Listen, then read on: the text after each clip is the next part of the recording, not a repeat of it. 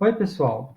Nós vamos começar agora a última de todas as partes do nosso estudo sobre tintas e vernizes, que são as questões relacionadas ao meio ambiente e à saúde com relação às tintas e vernizes na construção civil. Bom, as tintas à base de solvente, que não sejam a água, elas podem conter chumbo em sua composição, por meio de pigmentos e aditivos, como os aditivos secantes. As tintas com chumbo em sua composição representam um risco real e muito sério de envenenamento, especialmente para crianças. Como a tinta se deteriora ao longo do tempo, liberando partículas, as pessoas podem inalar ou até mesmo ingerir o chumbo por meio da poeira doméstica, lascas de tinta ou contaminação do solo. Vale lembrar que o chumbo é muito perigoso. Lembrem-se que o veneno, por exemplo, para ratos é chamado de chumbinho popularmente. E a tinta que contém altas concentrações de chumbo pode causar intoxicações e, além das mulheres, além das crianças, desculpe, é muito perigosa também para as mulheres grávidas, porque pode causar impactos no feto. A exposição ao chumbo é responsável por aproximadamente 143 mil mortes por ano nos países em desenvolvimento, como é o caso do Brasil. De acordo com o Programa para o Meio Ambiente das Nações Unidas, impactos do envenenamento por chumbo incluem a redução do QI, ou seja, da capacidade intelectual, dificuldade de aprendizagem, hipertensão e convulsões. E os pigmentos inorgânicos à base de chumbo podem ser utilizados para conferir também tonalidades, que vão do amarelo, laranja ao vermelho. E como tem um baixo custo de produção, tendem a ser muito utilizados pela indústria. No caso específico das tintas à base de solvente, o secante de chumbo é muito importante para auxiliar, porque ele promove uma secagem uniforme da tinta. Não existe um nível conhecido que seja seguro para a exposição ao chumbo. No caso do envenenamento do chumbo por chumbo na infância, os impactos na saúde podem se prolongar por toda a vida. Eles vão desde dificuldade de aprendizagem, anemia e distúrbios em habilidade de coordenação visual e motora, espacial e até no aprendizado de outros idiomas. No Brasil, para nossa satisfação, algumas iniciativas vêm sendo adotadas para reduzir e gradualmente banir o uso da tinta com um teor de chumbo muito alto. A Lei 11.762, que é mais direcionada ao setor imobiliário, mas que também abarca outros ramos da economia, estabelece que as tintas não poderão conter uma concentração de chumbo igual a 0,06% do peso total do produto. Em alguns testes feitos recentemente, quase todas as marcas estavam sim conformes. Porém, entre as marcas não conformes, algumas estavam centenas de vezes com mais chumbo do que o permitido pela lei.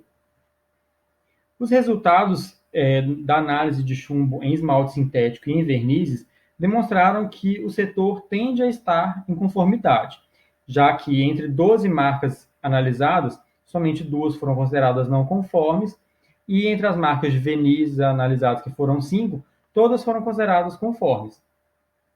Embora, então, a tendência seja de conformidade, os valores encontrados assustam, porque uma das marcas apresentou um teor de chumbo 200 vezes maior do que o limite estabelecido por lei, o que torna o resultado dessa análise bastante preocupante. Outro problema associado ao consumo e ao uso de tintas e vernizes nas edificações são os compostos orgânicos voláteis que elas emitem. Na literatura técnica, as siglas utilizadas para isso são os COVs ou os VOCs, que é a mesma coisa, porém em inglês. Os compostos orgânicos voláteis são poluentes atmosféricos liberados por diversos tipos de materiais, e eles são capazes de provocar uma série de danos à saúde tanto dos seres humanos como de outros animais, ou seja, prejudicam todo o meio ambiente. Eles são relacionados com a qualidade do ar no interior dos edifícios e são emitidos por diversos materiais ao longo de sua vida útil. As tintas, principalmente aquelas que possuem como base solvente produtos diferentes da água, que são, como exemplo, a tinta óleo e o esmalte sintético, estão entre os materiais que mais emitem os compostos orgânicos voláteis ao longo de sua vida útil. Com isso, eles contribuem para a formação do ozônio troposférico. Uma explicação, pessoal. A camada de ozônio, quando ele está lá na estratosfera, ou seja, bastante longe do solo, realmente tem um impacto muito positivo para o meio ambiente, para a vida humana. Nós já estudamos que o buraco da camada de ozônio é uma coisa nociva. Porém, o ozônio, quando ele é produzido no nível do solo, que é o que acontece com os compostos orgânicos voláteis, ele traz um dano muito grande à saúde das pessoas, porque ele pode causar dificuldade de respiração, tosse, enxaqueca, náusea, irritação na garganta, principalmente em pessoas que já possuem quadros respiratórios e estes produtos apenas agravam esses sintomas. Com relação aos compostos orgânicos voláteis presentes nas tintas, essa emissão se inicia quando as obras estão nas fases de acabamento, que vão ser pintadas, e durante também os processos de pintura e nos primeiros anos de ocupação. Entretanto, como vimos que as tintas precisam receber manutenção e que elas são um dos materiais que recebem, de fato, mais manutenção em toda vez que há uma troca de inquilino em ambientes alugados, ou porque a pessoa quer manter ou renovar a aparência de sua casa, então, novos compostos orgânicos voláteis são produzidos porque o material é reintroduzido nas habitações e em outros ambientes construídos. Com isso, seus impactos são duradouros na saúde dos trabalhadores. As emissões continuam durante o período de ocupação do edifício por este motivo, a manutenção periódica na pintura. A emissão contínua pode gerar problemas que são tratados pelos pesquisadores como a síndrome dos edifícios doentes. Na verdade, são edifícios que liberam substâncias ou possuem características que tornam seus ocupantes doentes. Além destes problemas que são relacionados com o uso dos ambientes que são locais onde houve aplicação de tintas, também devemos lembrar que durante a obra as tintas vão gerar resíduos, vão ser restos daquele produto, vão ser as latas do produto usado, entre outros. Para isso, já existe uma regulamentação, que é uma resolução do Conselho Nacional de Meio Ambiente produzida no ano de 2002. Ela classifica os resíduos da construção civil, dividindo eles em 4 classes. A classe A é dos resíduos mais inofensivos, porque eles são reutilizáveis, eles podem se tornar agregados e eles são oriundos, ou seja, originados nos processos de pavimentação, com peças pré-moldadas de concreto, são originados também com tijolos, telhas, blocos cerâmicos e de concretos e materiais similares. Com isso, eles podem ser triturados, incorporados em outras peças ou podem servir para aterros, sem gerar grandes impactos ao meio ambiente. Na classe B, são resíduos que são recicláveis para outras destinações, tais como os plásticos das embalagens, os papéis e papelões que são levados à obra, alguns metais, vidros, madeiras, gessos, entre outros.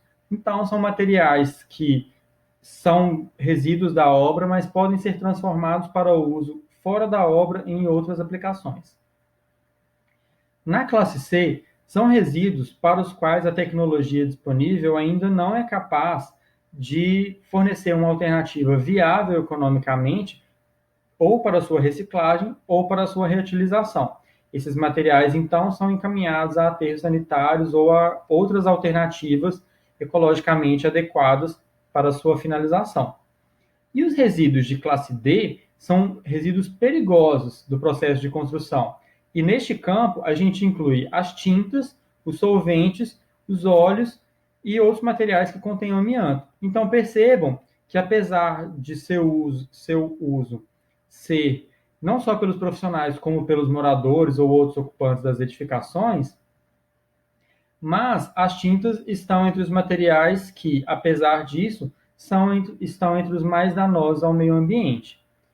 Com isso, nós, como profissionais, devemos ter bastante responsabilidade, buscando sempre nos informar sobre eventuais avanços tecnológicos que propiciem a escolha no projeto ou na obra de tintas que tenham menor agressividade ao meio ambiente. Pessoal, então com isso nós concluímos o nosso estudo de tintas e vernizes. Estão aqui as referências que foram utilizadas para a elaboração deste material para vocês. Caso vocês tenham algumas dúvidas, vocês podem procurá-las, elas estão todas disponíveis na internet. E eu também estarei disponível nos horários de permanência que estão mostrados no ambiente Moodle, ok? Bons estudos e mãos à obra para as atividades. Um grande abraço.